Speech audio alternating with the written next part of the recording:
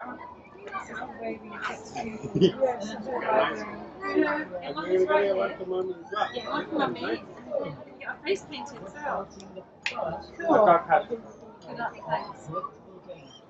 So, ladies and gentlemen, thank you very much once again for coming to our Cliftonville classrooms today. And our next speaker is Amy Redmond from Sink the Pink. Could I ask you to give her a really warm welcome, please?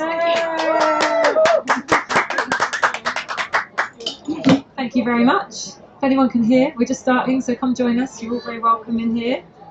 What an amazing day, right? Yeah. This is really beautiful. Did anyone see the dog show just then? Oh my god, yeah. I was very honoured to be asked to judge the dog show. So Wow. I feel I have a peak of my career already, and now I'm here as well. So thanks for having me. Has anyone here attended any Pride in the world? And did anyone attend Margate Pride? Not this year. No, yeah. So quite a few of us. That's cool. And does anyone here identify as LGBTQIA or anything under the umbrella of queerness? You don't have to say it, or if you're not feel comfortable. So do we identify things?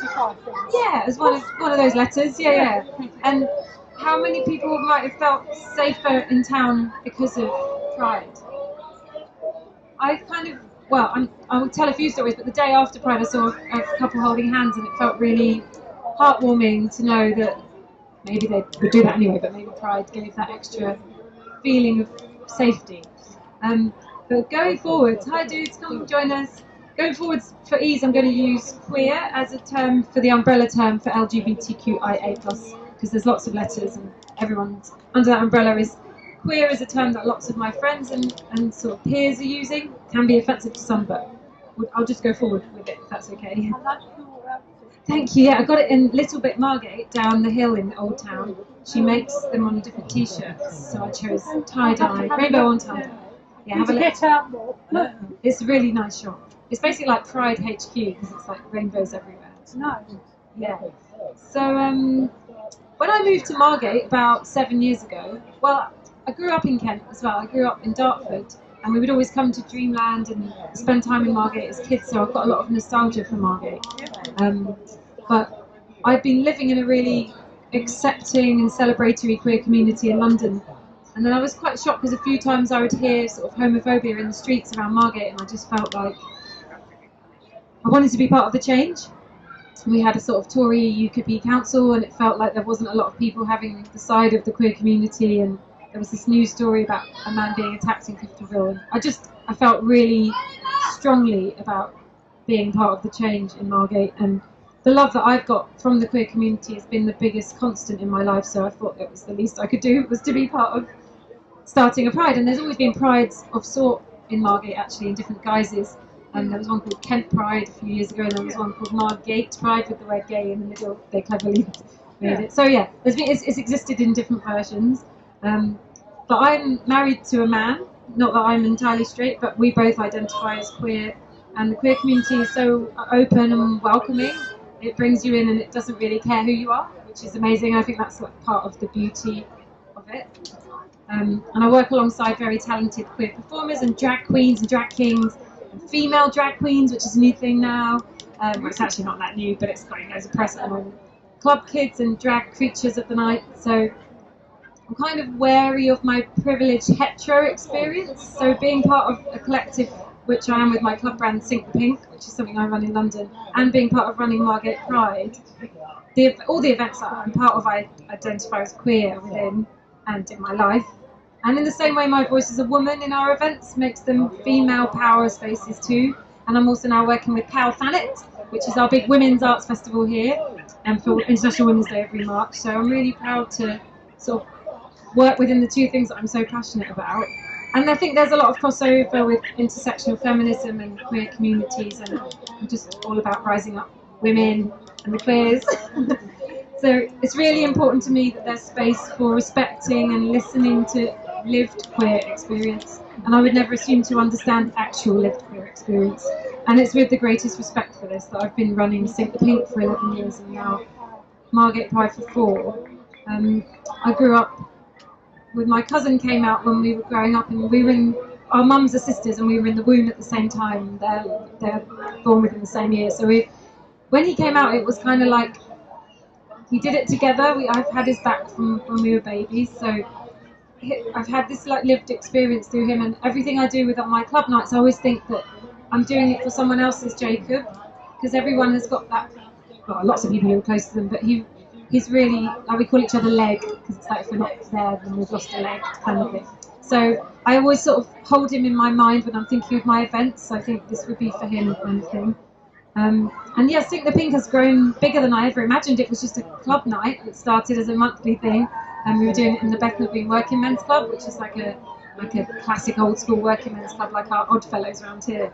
And maybe that was part of its magic, because it was like crazy drag creatures, and then there's like the old boys having a pint, and it's this really nice sort of cross section of the community coming together. And now we've just finished a tour with Mel C, and it came to Dreamland for Pride. So we booked her for one of our events, and then she was really up for having some drag queens join her on stage as the other Spice Girls, which shows that she's quite an open-minded Spice Girl. Because we were like, would you mind if we got loads of like men in dresses to pretend to be the other Spice Girls? And she was like, yeah. And she's in on the joke sort of thing. And I don't know if maybe the other Spice wouldn't have been so up for it.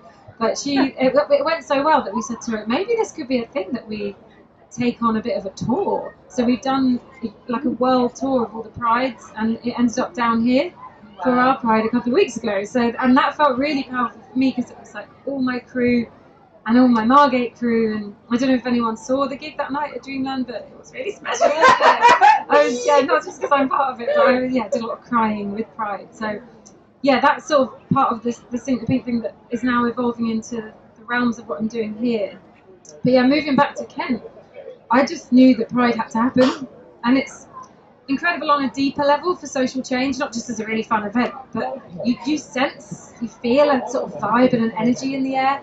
And one of my friends at a baby group was saying that they heard their builders talking on the Monday after Pride go, yeah, it was like gay Pride at the weekend, wasn't it? And the other one was like, yeah, I was there with my daughter and her girlfriend. And that was such a nice exchange, because it maybe might not have gone that way at some point. And I'm not saying it's perfect now, but there's a seed of hope and positivity and change, and I think it's an upward spiral in the same way it's a downward spiral, because people can be led, right? We're all a bit like kind of, oh yeah, I believe what he said sort of thing. And I think if you go at the world with love, you get it back. And there's such a positive feeling around Pride. I'm still kind of high from it. It was such a beautiful time, and I just don't want that to end. So we're going to keep going. We do this pub quiz fundraiser every year. We're going to do it at Christmas as well. So we're going to kind of like keep going with the Pride vibes. And like I said before, there's been other Pride marches in town before, and huge respect to all of them, because it takes a lot to do, and we're all volunteers. And if anyone ever wants to be involved, you're very welcome. Just find us on Facebook.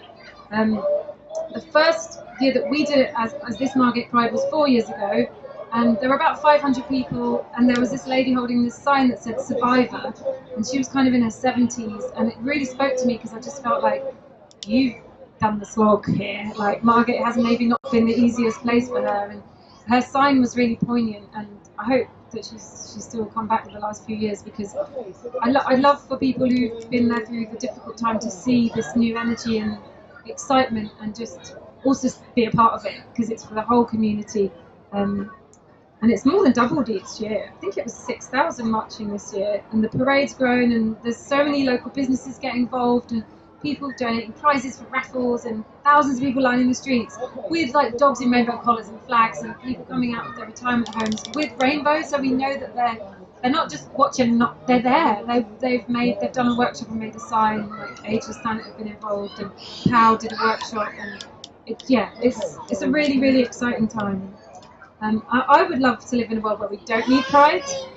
That's my baby boy. Hello, Mummy's just talking. But we need Pride, right, Raph? Because for his future,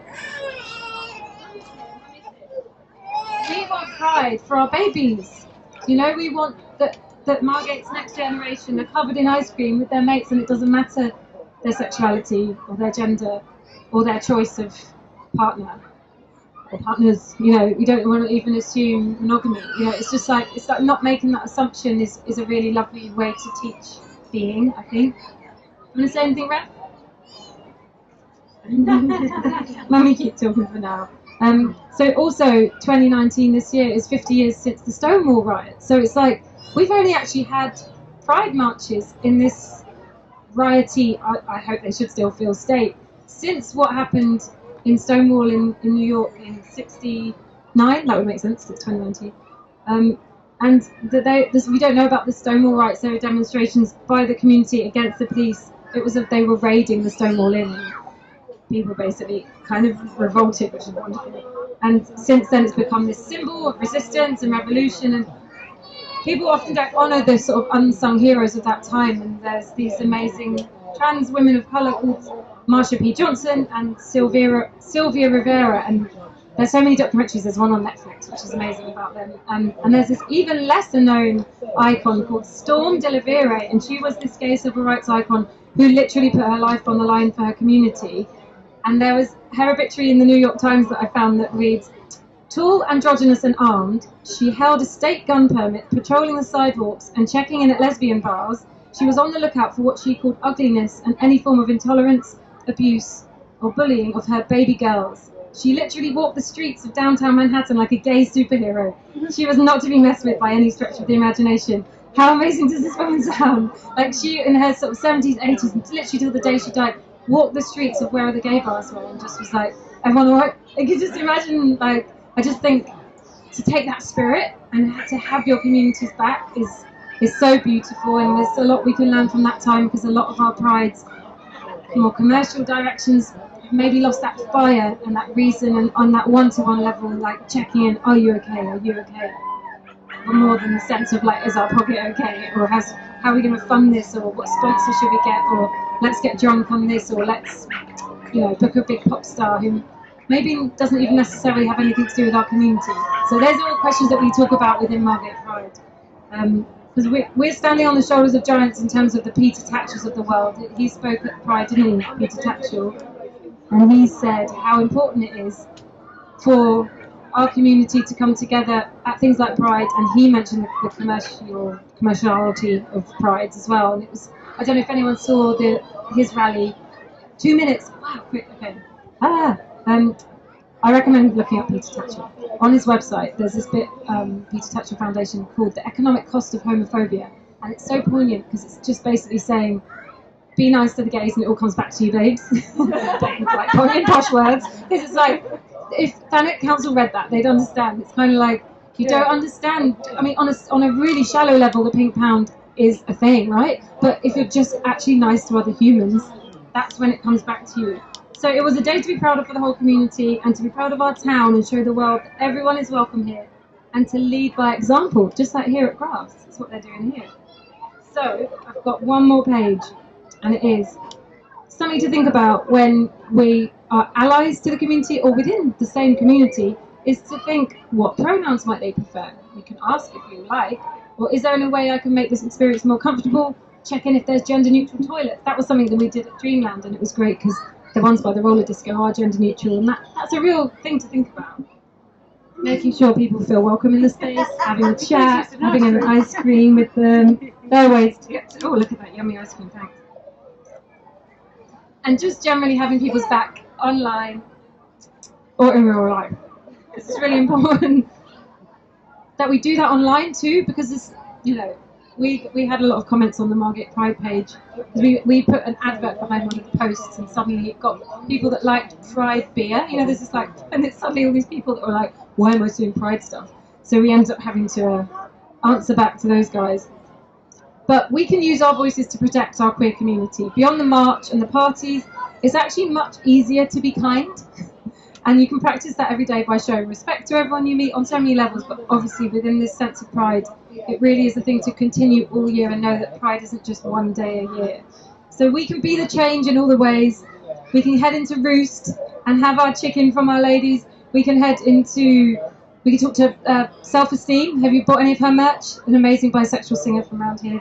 We can have a queer beer from the North Down Brewery. We can go to a drag show down at Meat Raffle tonight at the Sun Deck. And there's parties and stuff going on all over town. So it's kind of like having the back of the community all year is part of the Pride experience.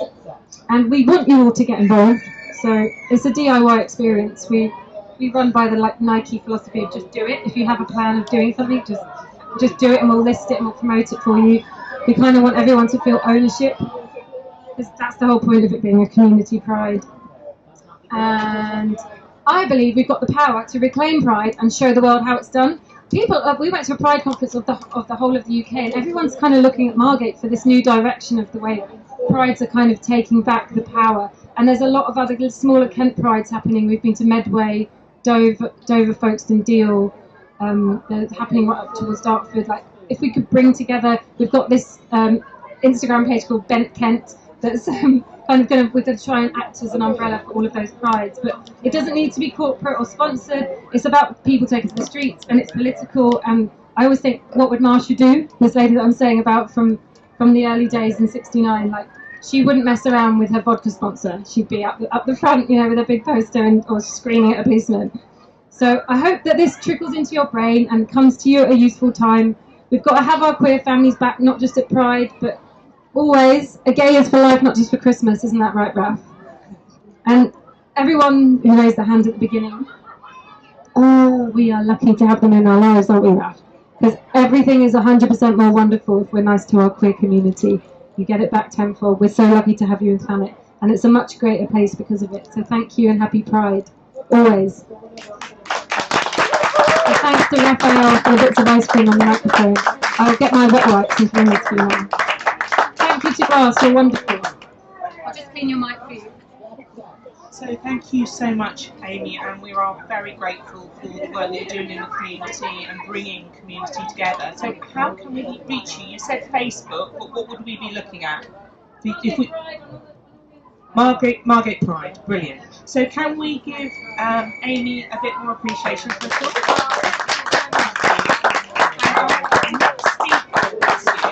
Will be the wonderful Jo Miller from Sylvester Sound in 10 minutes. So she's our final speaker of the day, so I hope you'll stay and listen to Jo speaking on well-being.